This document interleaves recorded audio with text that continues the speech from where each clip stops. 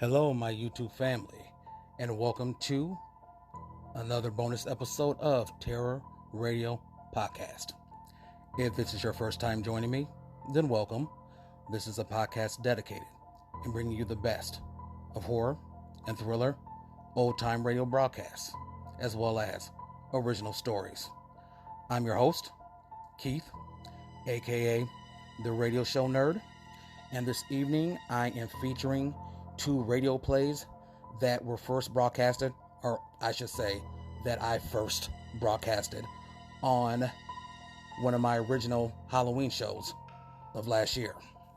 So, without further ado, this is Terror Radio. The two radio programs highlighted tonight are Dark Fantasy and The Weird Circle. Now, a quick rundown on both series.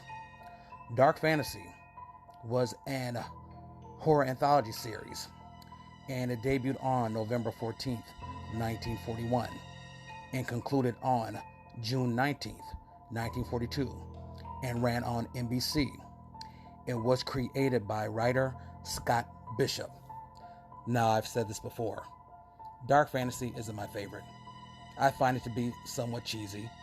The acting is over the top, if you will, but it's still very entertaining, and I do enjoy the radio play that's featured tonight, and it is entitled Demon Tree, and it first broadcasted on December 12th, 1941. Next, we have The Weird Circle, and this was a syndicated suspense and drama series that ran from July 8th, 1943 to 1945. But I did find other sources that say it ran from 1946 to 1947. So for the sake of argument, just say it was on the air from 1943 to 1947. Now, this series consisted of mainly adaptations of classic horror stories from popular authors as Edgar Allan Poe, Victor Hugo, Charles Dickens, etc.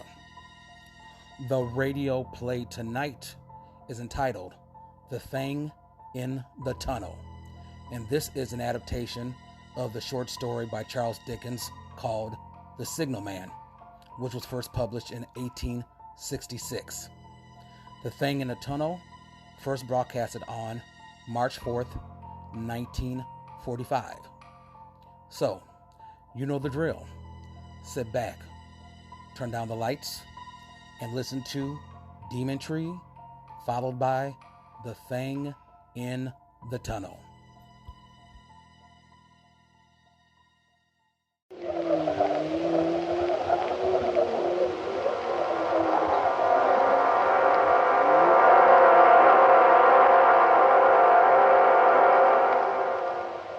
Dark Fantasy.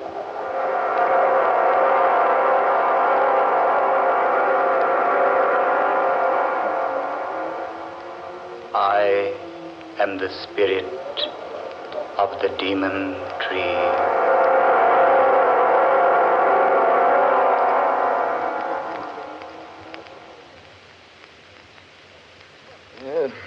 £3 on the Jack of Diamonds. You should tear your money up, Humphreys. It would last you longer. Perhaps you're right, Crane. But this way I get a sense of honest toil. I say, isn't anyone else betting? Oh, let's quit. I'm tired of losing. Oh, look here, old girl. Could I loan you a few pounds? No, thank you, Crane. I've enough to get me back to London. If we ever do get back. Now, why do you say that, Clara? It's only a matter of a stage getting through here to the resort and taking us out of this beastly place. Beastly place is right. Why people come here for a rest is more than I can determine. Honestly, I've never spent such an uncomfortable week in all my life. Well, think of me. I've been here 3. So have you, Humphreys. Oh, look here, you two. It's 3 o'clock. And they're expecting the stage around 8 tonight. What do you say the three of us go for a bit of a walk through the forest? I say, why not? Oh, here comes Danvers. Perhaps he'll join us. Anything to get away from this place. Good afternoon, Danvers. Greetings, good people. I take it you're no happier than when I left you a while ago. The place is as gloomy as a morgue. We've just agreed to take a walk in the forest back of the inn. You're invited to come along if you like. Sounds like a good enough way to pass the time. Oh, good. And we all go together. Besides, I'm quite interested in that forest out there. You remember, of course, the story the night clerk told us last evening. Yes, I don't like him. He talks through his nose. People should talk through their mouths. No. I mean, what he told us about the forest. What about the forest? I didn't hear it, Humphreys. Well, the clerk said it was a gorgeous place. Lots of beautiful foliage, vivid colors, clear water lakes. But nobody goes there. It's so beautiful. That's just it, Clara.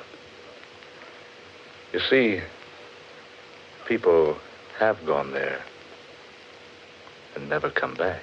Rubbish. A lot of nonsense. Why, the clerk is just superstitious, that's all. I am inclined to agree with you, Danvers. Why, he even told us an absurd story about a tree out there in that forest that's supposed to strangle people. Strangle them? How? Oh, I don't know. With its branches, I suppose. Just some absurd legend that people around here like to believe. I believe it's more than just a legend, Crane. Eh? And what makes you say that, old man? Here. I talked to the clerk again later last night. He dug out this old newspaper clipping for me. Read it, Danvers, aloud. Old is right. Almost illegible. Well, read it. It says, London, England, April 21st, 1857. It is reported that Sir Horace Wakefield, Earl of Dorset, was found strangled last night in Barlow Forest. His body was discovered entangled in the branches of a huge oak tree.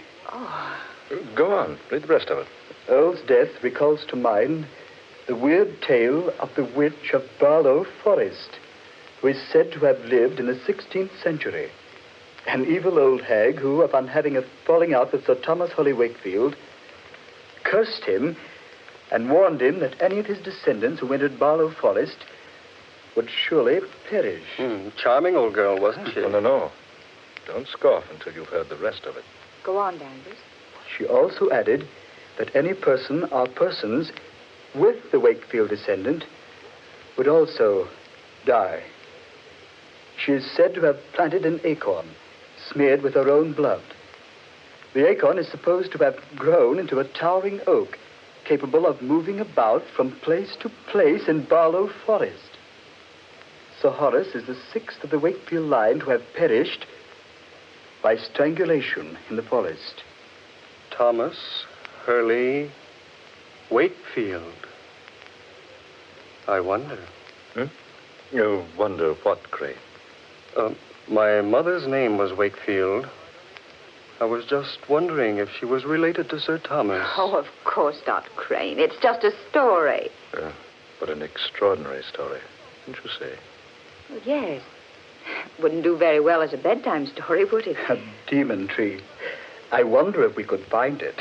Well, let's have a try, shall we? I'm game. Don't let anybody say I'm not. Then let's go. Oh, Humphreys going along. I say, Humphreys, are you daydreaming? No, I was just thinking. Wouldn't it be odd if the whole thing were true? If we all went in there and didn't come back.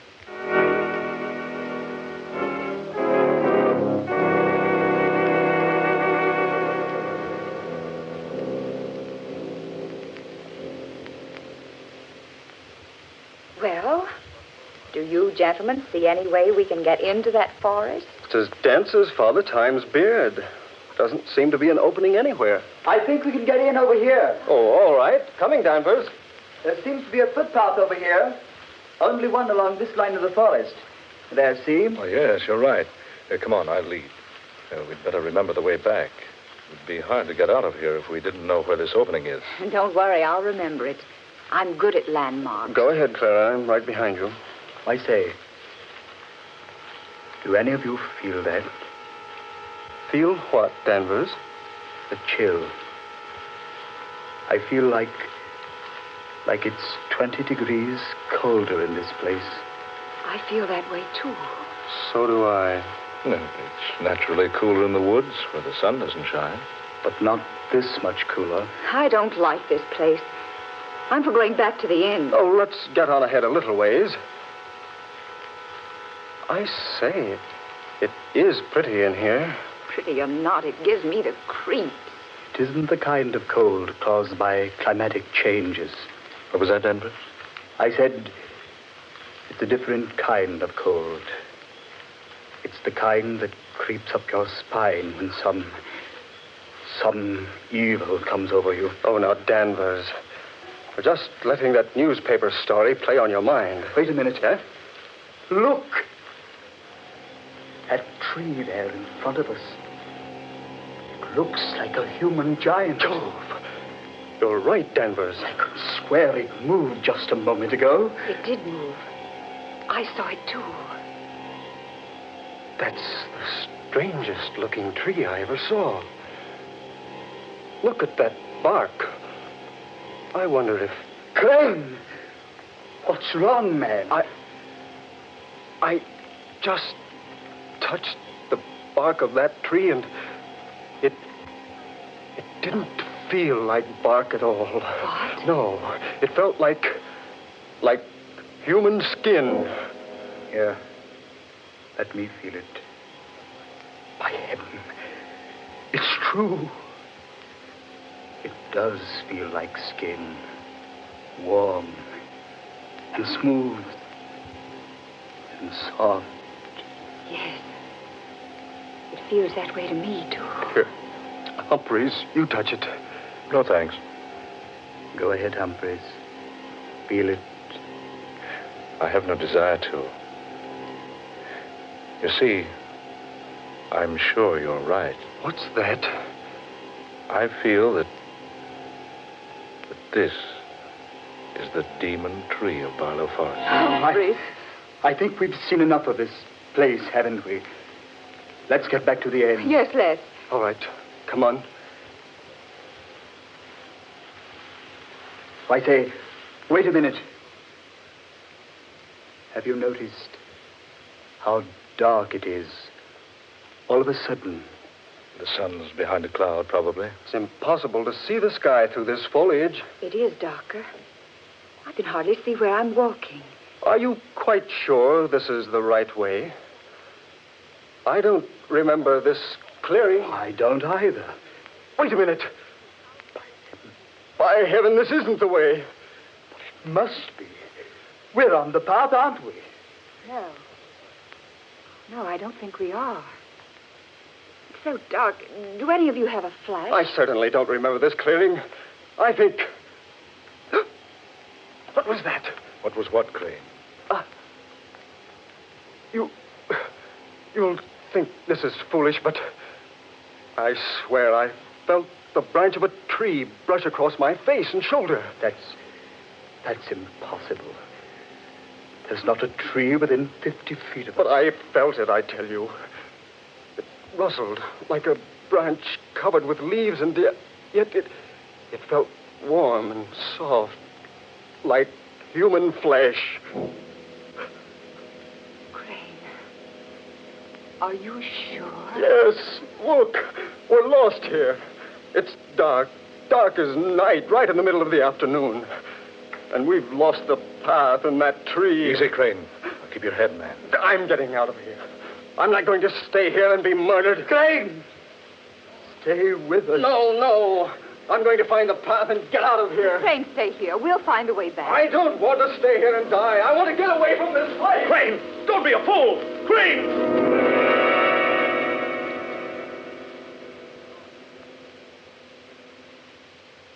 Gone. Now he is in for it. We're better off by staying together. I don't know whether we are or not. Listen! It's Crane. Sounds like he's strangling. Come on! Oh, he couldn't have gotten far. Right over here, I think. Now, take it easy now. Be careful. Oh, there he is. Yes. Stretched out on the ground. Like he was dead.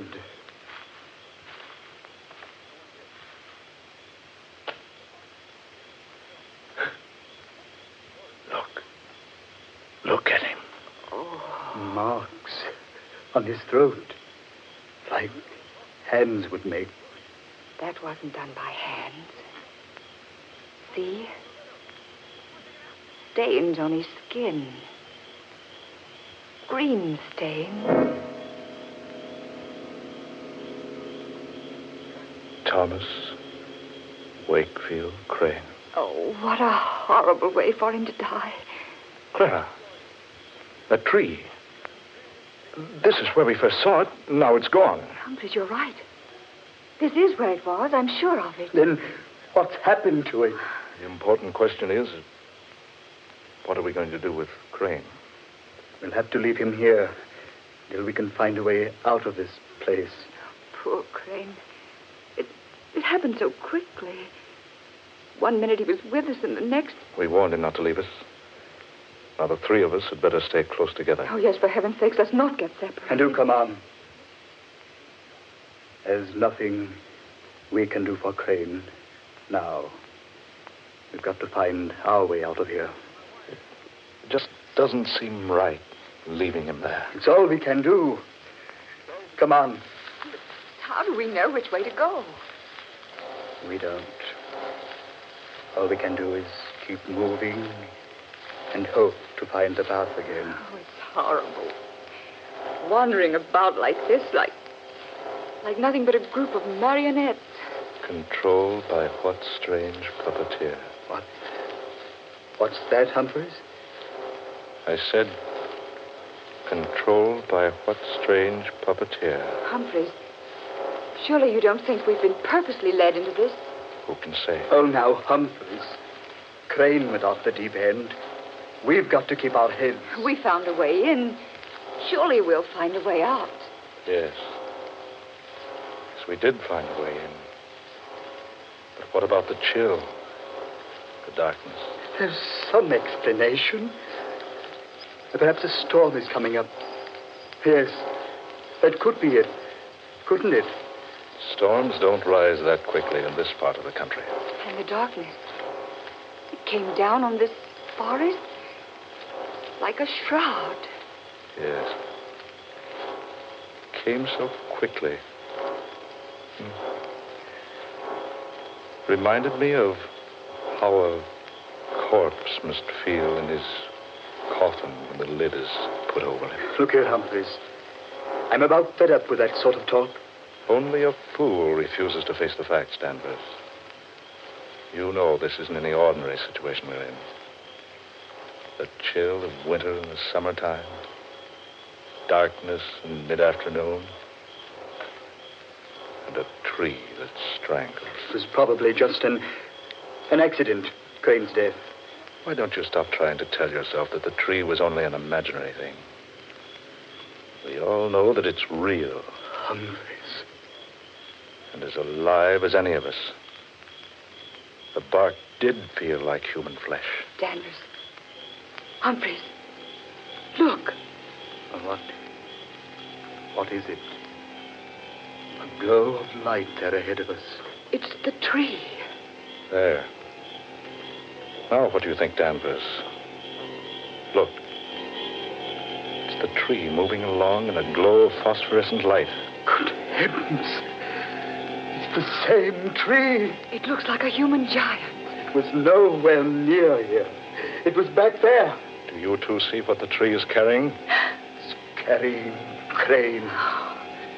It's got him tucked up under that huge branch that looks like a human arm. It's fading now. Disappearing again. Fading away. Yes. Gone. He's gone. Now do you believe, Danvers? Now do you admit that the tree is alive? What else can I believe? I don't know. Danvers, look out! He's fallen into a water pit. Oh. Help! Humphreys! It's Quicksand! Humphreys, he's sinking. Help! I'm into my waist! Get me out of here! Stand still, Danvers. You'll just sink deeper. Quick! Help me out of here! Get something I can grab onto! Here, Danvers. Danvers, grab the end of that pole. Here, let me help Humphreys. Grab it, Danvers. Grab it. The pole, Danvers. Grab the end. We'll pull you out. I can't! That tree branch! It's beating me! Good Lord. Listen, Clara. A tree branch. But we can't see it. I can't get near the pole. The branch keeps beating me back. Humphreys, do something. He's up to his shoulders now. I can't make it. I can't help. Save me! Save me! Why? He'll go under the quicksand and strangle. Danvers, there's nothing I can do. That tree! The demon tree! There's no escaping from it.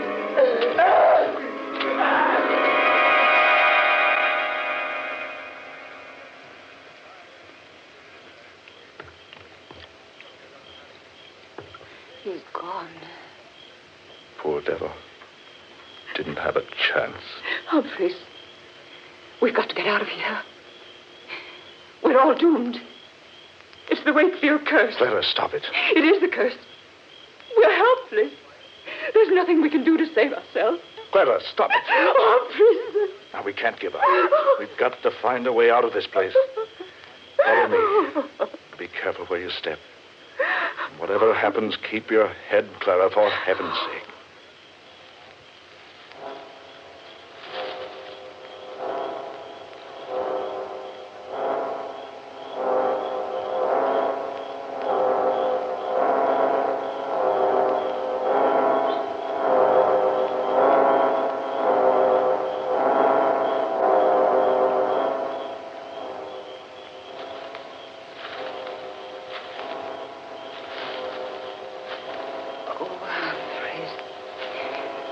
I'm so tired. We've walked for hours. I say, it's getting a little lighter. Clara, up ahead there. Isn't that a path? What? Oh, you're right, Humphreys. It's the path we came in on. And look, there's an opening through the trees. Yes, I remember the landmarks. Oh, thank God for the light. Come on, Clara. Out of this place. There's nothing we can do for Danvers or Crane now.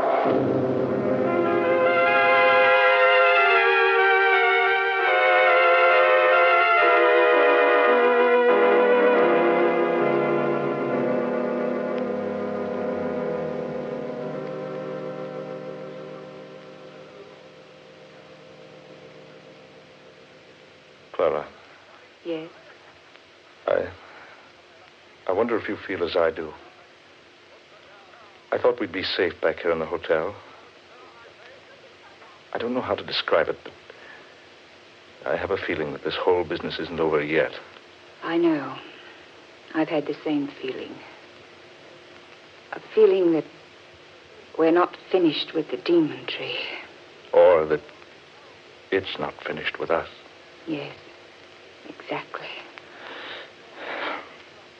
Here, my room. I'd better go in and have a drink, Clara. Heaven knows we need one. Yes, I certainly do. What's worrying me is how we're going to explain what happened to Craig and Danvers. Yeah, wait a minute. I'll get the light. There. Humphreys, on the bed there. Good Lord. The branch of a tree about 2 feet long. Humphreys, don't touch it. Look at it. Look at it. A fresh, living branch. Put it down. Oh, Humphreys, I'm getting out of here. Where are you going? Down to the lobby and wait for the stage. Oh, hold on. I'll go with you. Wait, Clara. Wait, it's 3 flights down. Let's take the elevator. All right. We can get the thing up here. It's automatic. Just push the button, it'll come up. Humphreys, look.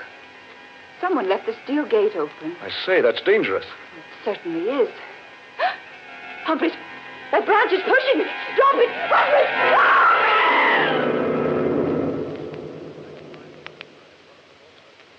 Good Lord. Clara. Clara. That branch. It pushed her down the shaft.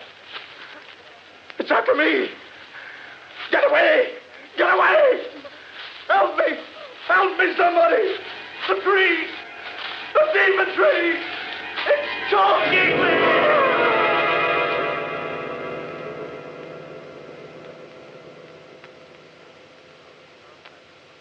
Any descendant of Sir Thomas Hurley Wakefield who enters Barlow Forest is doomed to die, and all who enter the forest with him are likewise doomed.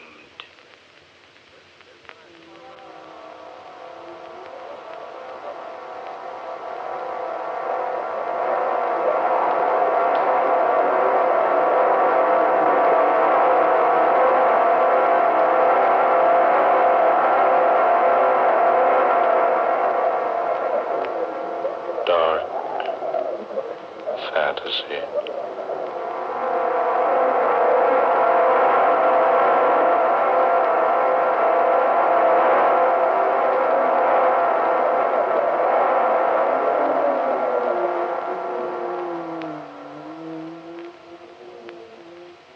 You have just heard The Demon Tree, an original tale of dark fantasy by Scott Bishop. Tonight's cast included Eleanor Naylor Corrin as Clara, Ben Morris, who was Humphreys, Garland Moss took the part of Danvers, and Murillo Schofield was heard as Crane. Next Friday night at this time, the National Broadcasting Company will bring you another unusual and fantastic adventure thriller, Men Call Me Mad, the story of another world and the people who inhabit it. An exciting and weird tale of dark fantasy created by Scott Bishop. Dark fantasy originates in the studios of station WKY, Oklahoma City.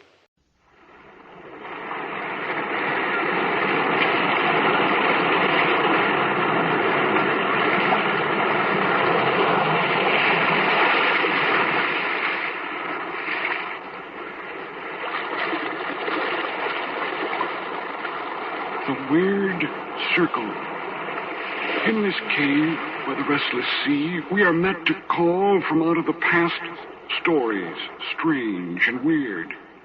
Bellkeeper, toll the bell, so that all may know we are gathered again in the weird circle.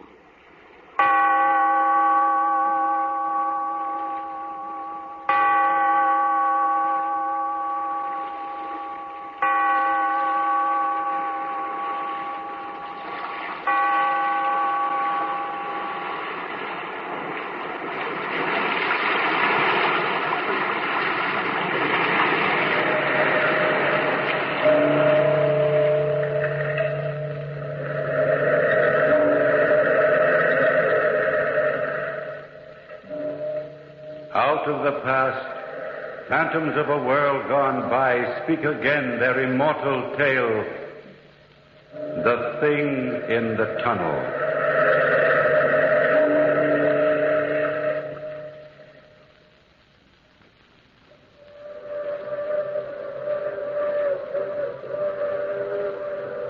Listen. That's the long, moaning whistle of the Through Express, wailing through the lonesome night, crying like a lost and anguished soul in the mountains. Listen to it. I've heard that mournful crying for 10 years, and each time it reminds me of McGregor. Yeah? It reminds me of McGregor. My name's Kelsey, Howard Kelsey. I live out here solitary and alone because I like it. I hear nothing but the wind, and the passenger and freight trains roaring through the canyons and the arroyos of the Clearwater Range, and, of course, myself. I'm a lonely man, sure. I got too many memories. Ah, there she comes. She's through the tunnel now. The Statesman Express, 12-car Pullman roaring like a blast of thunder for home. Ah, McGregor. McGregor, are you flagging her through once more? I met McGregor by accident. In those days, I was new to this country, and I lived here with a fellow named Pike, an old-time prospector. He had a voice of sandpaper and a heart of stone. He didn't like me, and I didn't like him. But prospecting kept us together for a time. Nonetheless, we went out separately, and sometimes 2 or 3 days went by before we saw each other again. I first met McGregor on one of those trips.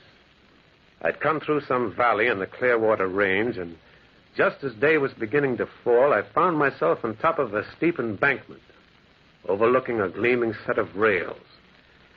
The air was dead silent, the mountains around me purple and velvet soft in the setting sun. It was all so still and so silent that, well, for a moment I felt the whole world had died. But just then, suddenly, I saw somebody move down by the tracks. I cried, "Hello, below there! Hello!" Well, the man spun about and stared up the track in the opposite direction. I called again, "Hello, below there! Hello!" The man spun about again, and this time he saw me. "How do I get down there?" Over to your left, there's a path. "All right, thanks. I'll be down in a minute." Well, the whistle called just as I began to descend. A rumble filled the air, and just as I reached the rail bed, I saw the tunnel, hewn out of mountain rock, and plunging from the tunnel's mouth, like some black, terrible monster, roared a train. It tore by me in a deafening roar. And then when it was past, directly opposite, on the other side of the track, stood the man I'd just called. And he was staring at me strangely. He was short and dark-skinned, and his eyes were sunk deep in his head. He wore a sheepskin coat and an old fedora, and he was holding a signal flag. "Hello. My name's Kelsey." Hello. "I was just kind of wandering, and, well, I saw you, and I called, and..." I work here. "Oh. Well, kind of lonely, isn't it?" It is. "What do you do?" Don't you know? What? Well, should I? Oh, the flag. Signalman, huh? And telegrapher. I see. Say, look, if I'm breaking any regulation by being here, I mean, well, you look as if I was thinking that maybe I've seen you before. Where? Over there. By the tunnel now? Yes. But good Lord, man, I've never seen it before. I didn't even know you had a tunnel here. Well, don't you believe me? I think so. My name is McGregor. I'm glad to meet you, McGregor. My signal shack's just down the road. I've got some coffee inside. I'd be glad to share some. Like you said, it's lonely here. Very lonely.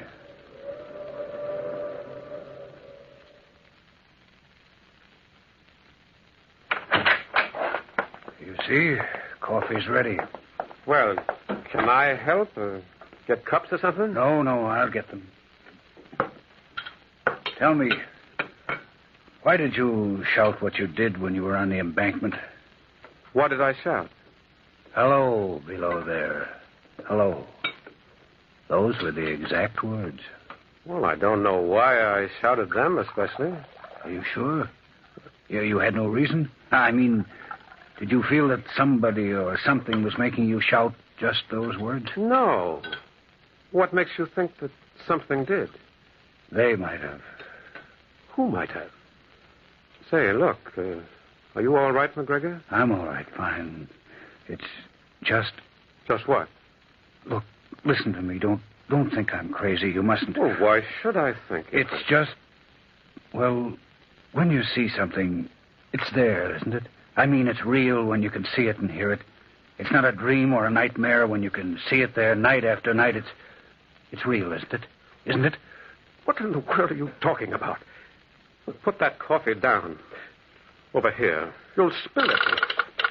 Say, you'd better put it down and answer your key. Say, look. What's the matter with you?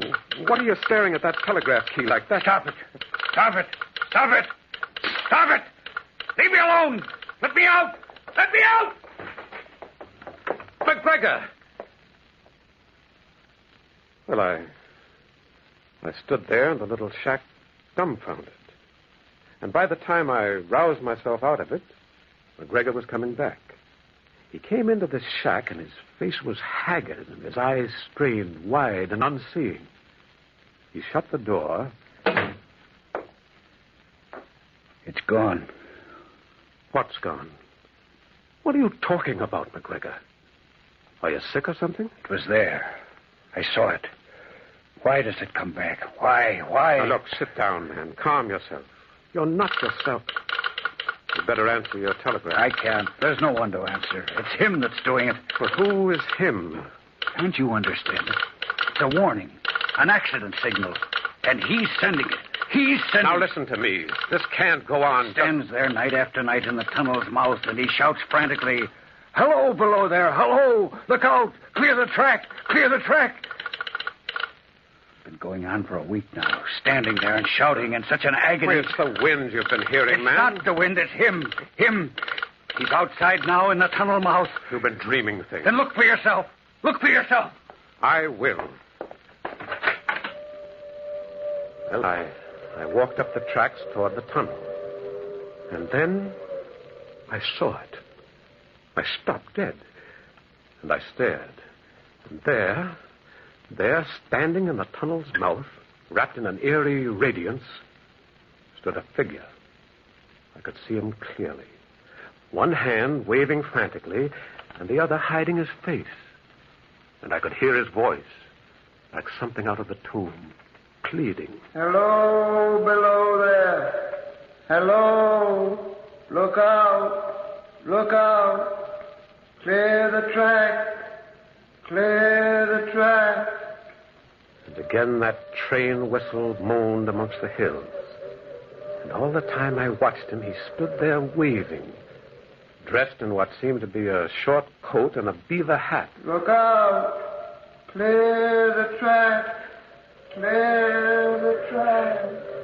McGregor! Bring a lantern, McGregor. Why? He gives his own light. Bring out a lantern. We're going up to him. He must be real. And McGregor brought out a lantern. And up the twin gleaming rails we moved. The lantern cast a wan pool of light about us. And as we walked, it shook madly, running long, sharp shadows at our feet. And it was cold. It was so cold, my body shivered. My hands were as nervous as an old man's hands. And now the voice of the thing in the tunnel got louder and louder, and it was sepulchral, hollow sounding, and torn with grief. "Look out! Look out! Look out!" McGregor, do you know him? Do you know him at all? No, he's not real. All week he stood there and called. "Clear the track. Clear the track." He's waving his arm in such a frenzy. He's warning me. He's warning me. But of what? "Hello, Of what?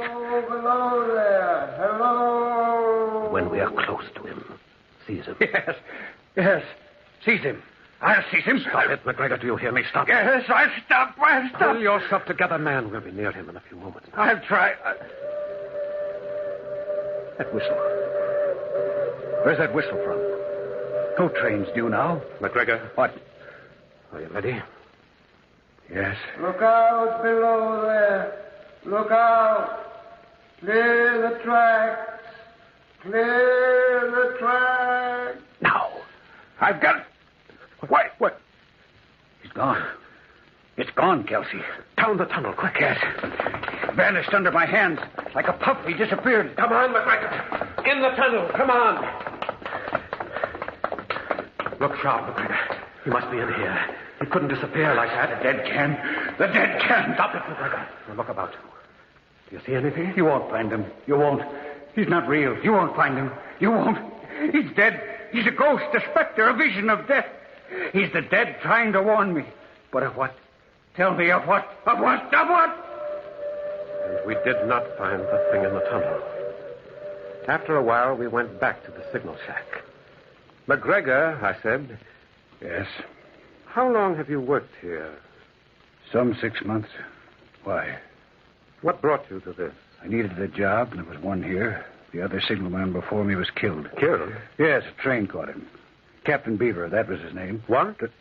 Eh? What was his name? Captain Beaver. That's what they called him, on account...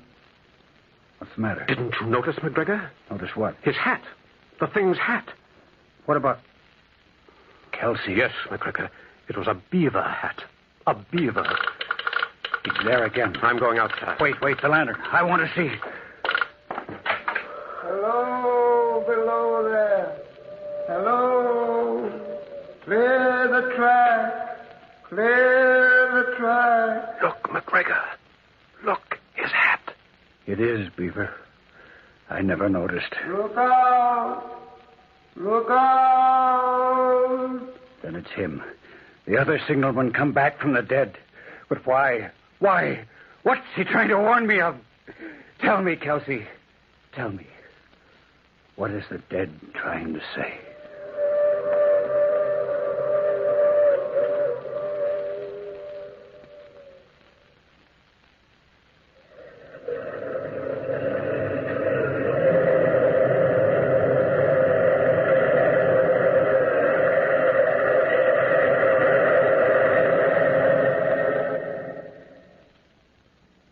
At dawn, McGregor's relief came. A young, sullen-looking boy named Carter. They both used a sleeping shack a few hundred yards away from their station, and it was to this shack that McGregor took me. Well, after a while, I fell asleep for, I don't know how long, until... Kelsey. Kelsey, wake up. It's time. Wake up. What? What is it? What's the matter? It's time for me to go on. Oh, I feel as if I only just fell asleep. You can stay here if you want to. No, I want to go alone. Well, there's the 9 o'clock express coming through. We better go then. We left soon after, and when we reached the embankment, evening was coming down. And with each step, I felt my heart thudding. The question loomed in my mind like a flame. Was the thing in the tunnel mouth? Was it there?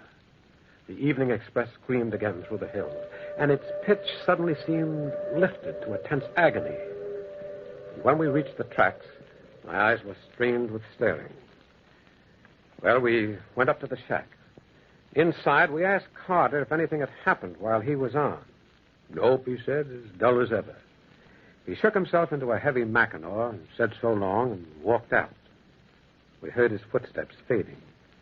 We listened to them as if they were the last living sounds we'd ever hear. And then they were gone. And we stood in the shack, hearing only the whistle of the express coming down the hills. Maybe he won't come tonight. Maybe the thing's left us at last. Maybe. I dreamed about that all day. Maybe he's given up and I won't ever hear or see him again.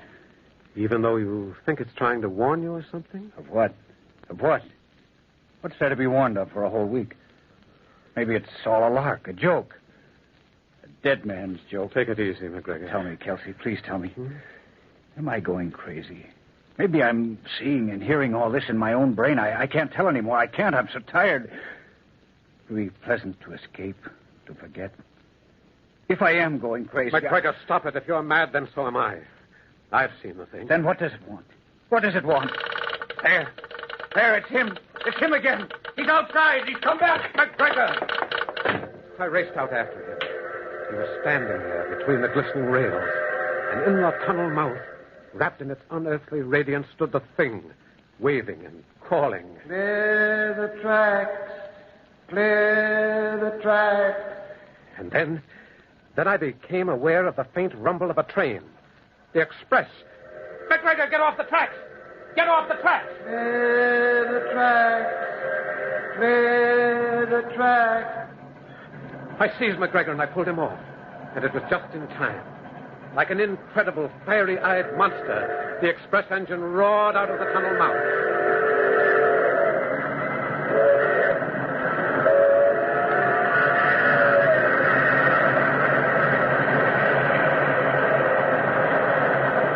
Thunderously, multiple eyes it plunged past.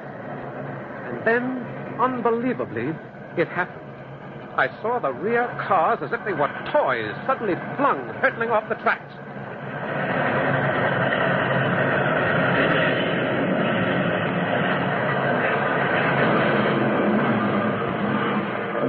A fearful grinding and crashing filled the air. And along the embankment there was a turmoil of twisted steel and fire. A sheet of flame leapt up. Smoke poured in billowing clouds from the terrible wreckage. And it screamed. The night was torn with the cries of the injured and the dying. McGregor, get me a telegraph. Call for help. McGregor! McGregor! So this is what it was warning me about. Will you get to your key? There are people dying. Look, Look, in the tunnel mouth, Kelsey. Look, the thing's in the tunnel mouth. Clear the track. Clear the track. Kelsey, he's still calling it. He's still warning me. This wasn't it. There's something else. There must be something else. With the first sign of dawn, it disappeared, faded. And with the first sign of dawn, full emergency aid reached this lonely station. We worked all through the night and early morning.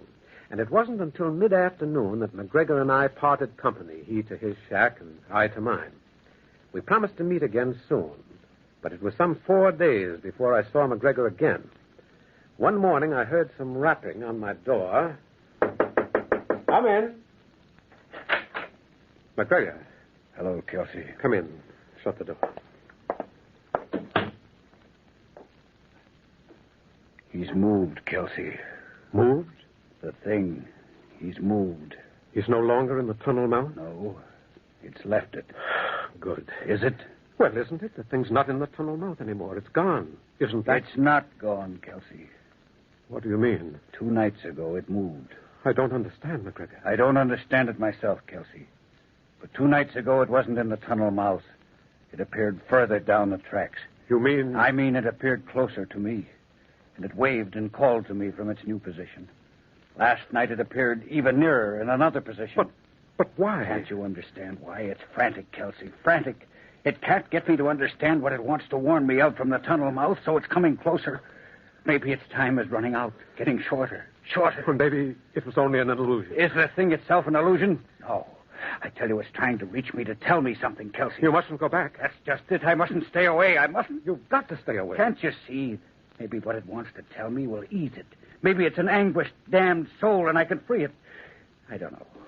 Maybe it's about a different accident. Or what? Or maybe it's about myself. Maybe it's a message to me alone. Maybe that signalman's come back from the grave just for me. I can't go away. I can't. I've got to wait until it reaches me, until I understand, until I know. And in the falling dusk, we came down the embankment, hearing at the same time the first signalings of the Northwest Limited, the Statesman, winding through the Clearwater Range. We relieved Carter, and after he had gone, we sat down in the shack. Somehow, this night felt uniquely strange. Later on, I knew why. Kelsey, I have a brother back east. Huh? If anything should happen, let him know. I'll write his address. Now, stop that nonsense, McGregor. It's not nonsense. I feel it tonight. There's something... You'll let him know, please. You will, won't you? Well, this is foolish. All right, I will. But nothing's going to happen. That's the Statesman. It's in the canyon now. I wish I were on it. Going past, never stopping. I wish... Kelsey. Yes? Why don't the dead lie still? Haven't they had enough of living? What insane desire drives them back again? If you don't leave off these ideas... The telegraph key's all right, isn't it? Why? See if the key's all right, Kelsey. Try it. Tap it. Now, McGregor... No. See. He has to be able to reach me. If the key's not working, how can he? Tap it. Well, all right. There. It's fine. It works fine. And it's strange. Where is he? Where are you going? Outside. I've got to see. Now, will you please come? Something wrong, I know. I've got to reach. I've got to... McGregor! McGregor, the key! Signalman. Captain Beaver, where are you? The guy, McGregor, where are you, Signalman? He was calling the thing. And all at once, I was seized with terror. I ran out. There in the moonless night, I saw McGregor walking up the tracks, moving slowly, calling, walking like a lonely, bewildered hunter in the immense starry night of the mountains. Where are you, Captain Beaver? I'm coming. Where are you? But something was wrong, because the thing was not visible. Even McGregor was aware of it. He halted uncertainly for a moment, his head turning in all directions. Can't you find me, Captain Beaver? McGregor, looking for you. Is something wrong? Tell me. What should I do? Tell me. The train, McGregor! The train! and then suddenly, as if it were a trick of magic, the air flared luridly beside McGregor, and the thing stood there. McGregor touched it. Captain Beaver. Captain Beaver, I'm here. What is it? Tell me. What are you trying to tell me? Look out! Clear the track! Clear the track! And again the whistle blasted the air. I saw McGregor staring fixedly, face to face with the thing, as if he were listening. I saw the thing waving and shouting, but all at once I did not hear its words. And I knew that it was speaking to McGregor. Now I know what the thing was trying to warn McGregor of. And McGregor knew it, too. He found it out too late. The train and his own death. I saw McGregor's face contort with horror as he listened to the thing. And then suddenly he spun around, staring wild with fear at the tunnel. And plunging like a cyclopean-eyed monster, the train roared down. The whole picture in that moment burned into my brain. The thunderous locomotive, McGregor transfixed with horror, and the eerie gesticulating thing. And then the engine was upon it.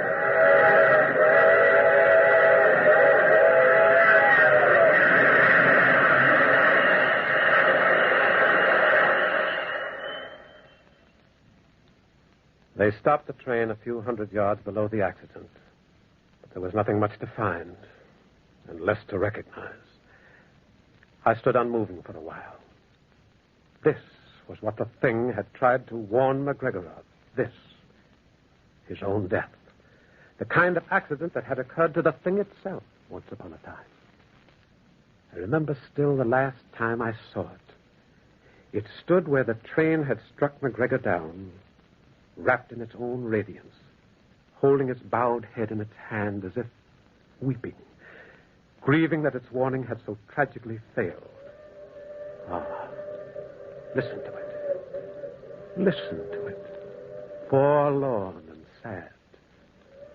Go ahead. Blow, engineer. Blow. Lament for McGregor. Sorrow for McGregor. Even the dead, the ghost of Captain Beaver, grieved.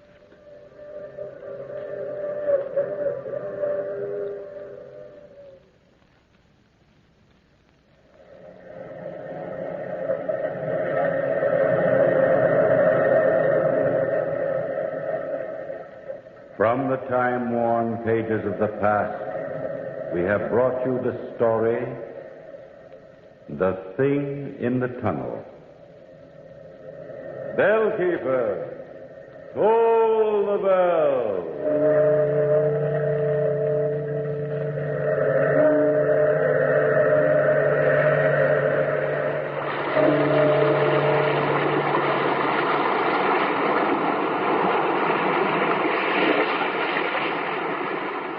From the time-worn pages of the past, we have heard another immortal tale in The Weird Circle.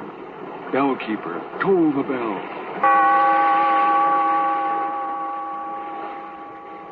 Be here in this lonely cave by the restless sea once again next time for another immortal tale in The Weird Circle.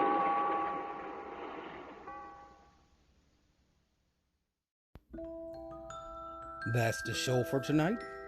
I want to thank you all for listening. And remember, you can find me on Facebook at facebook.com/terror1970, or you can find me on Instagram at Radio Show Nerd, or on Twitter at Radio Show Nerd 1. And you can always leave a comment, be respectful, or if you want to drop me a line, make a suggestion, a request, even a critique, feel free to email me at radioshownerd@gmail.com. And remember, the third season will begin on October 13th. And that's when I start my countdown to Halloween. Again, this is your host, Keith, a.k.a. the Radio Show Nerd, signing off.